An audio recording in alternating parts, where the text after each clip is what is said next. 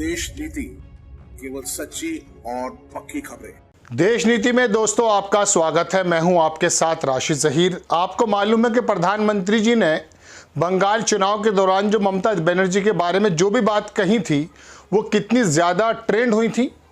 और फिर ये एक सवाल उठा था कि आखिरकार क्या प्रधानमंत्री जी जैसे प्रधानमंत्री पद पर बैठे हुए व्यक्ति को दीदी ओ दीदी इस प्रकार की हाव भाव के साथ बातें बोलनी चाहिए थी। एक तरफ तो महिला के सम्मान की बात की जाती है, बेटी पढ़ाओ बेटी बचाओ की बात की जाती है, तो प्रधानमंत्री जी का वो वीडियो हम भर्त्सना तो नहीं कर सकते, लेकिन काफ़ी ज़्यादा मैं कह सकता हूँ ट्रेंड हुआ। अब आकर के बाकी लोगों ने भी उन्हें प्रधानमंत्री जी को तो अनुसरण करना ही है।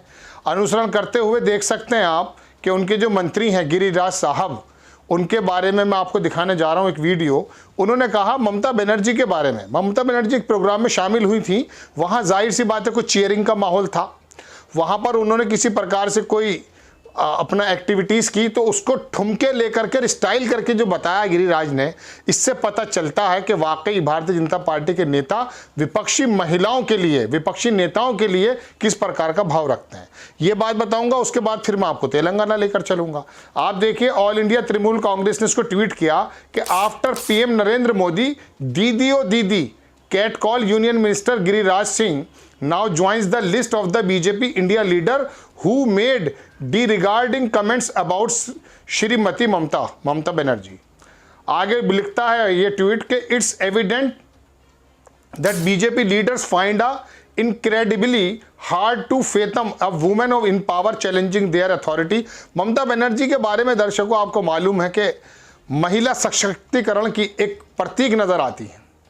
Their archaic mindset steeped in gender biases in, अब मैं आपको क्या बताऊं किस प्रकार की उन्होंने, ना तो मैं ये बता रहा हूं कि वो किस प्रकार से कह रहे हैं, आप थोड़ा वीडियो देख सकते हैं।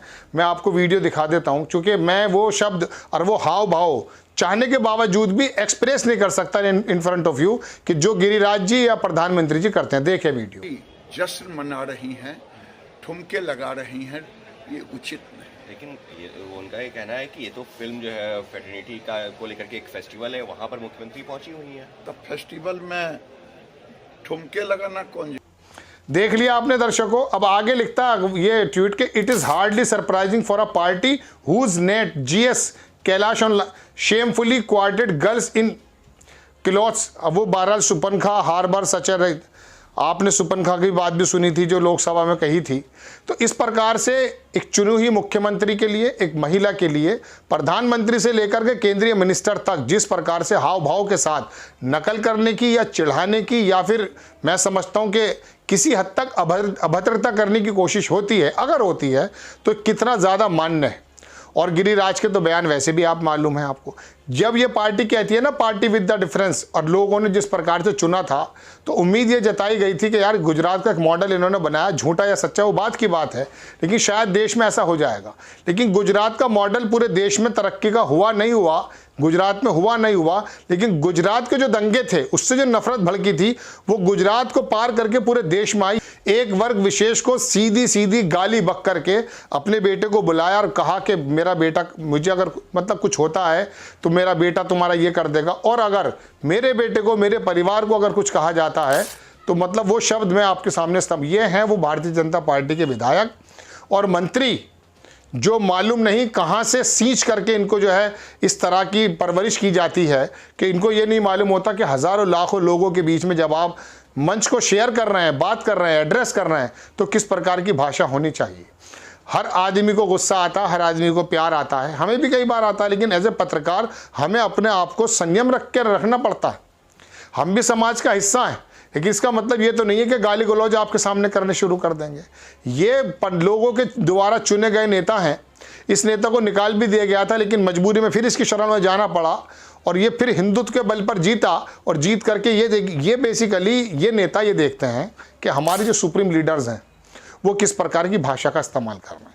मैं गिरिराज सिंह की बात कर रहा हूँ इस वक्त, ये चूँकि वो केंद्रीय मिनिस्टर है, ये विधायक है, और प्रधानमंत्री जी से भी अगर इसी प्रकार की सीख लोग लेंगे तो किस प्रकार का वो आचरण करेंगे समाज में, इस बात का तो अंदाज़ा आप कर सकते हैं। ये कहाँ तक मान्य है, कहाँ तक एक्सेप्टेबल है, कहाँ तक स्वीकार योग्य है ये तो आप जानिए, लेकिन फिर भी अगर हमारे वोट के द्वारा चुने गए नेता इस प्रकार की भाषा इसलिए बोलते हैं कि हम लोग पसंद करते हैं, इनको मालूम है कि हमारे अंदर चीयर्स मतलब हमारे अंदर एक संचार आ जाएगा, तो इसका मतलब ये कि हमारे अंदर भी कहीं ना कोई कमी है। मैं आपकी और अपनी बात कर रहा हूँ, तो जाहिर सी बात है हमें ऐसी बातों पे चीयर्स ना करके इन लोगों को कंडेम करने की ज़रूरत है, मन से भी और ज़बान से भी और संविधान के एतबार से भी, चूँकि ये लोग समझ चुके हैं कि हम लोगों के अंदर जो एक संचार भरा जाता है नफरत का, उससे ये लोग जीतते हैं, वोट भी हम दे देते हैं। बहरहाल दर्शकों, बड़ी खबर के ममता बनर्जी पे फिर दोबारा से एक एक्सप्रेशन के साथ ठुमके लगा करके नकल की गई है, कहाँ तक बेहतर है या आप अंदाज़ा कीजिएगा। आपको खबर कैसी लगी अपनी राय कमेंट्स बॉक्स में ज़रूर दीजिए, चैनल को सब्सक्राइब कीजिए, शेयर कीजिए। नेक्स्ट टाइम मैं किसी खबर के साथ आता हूँ। जय हिंद।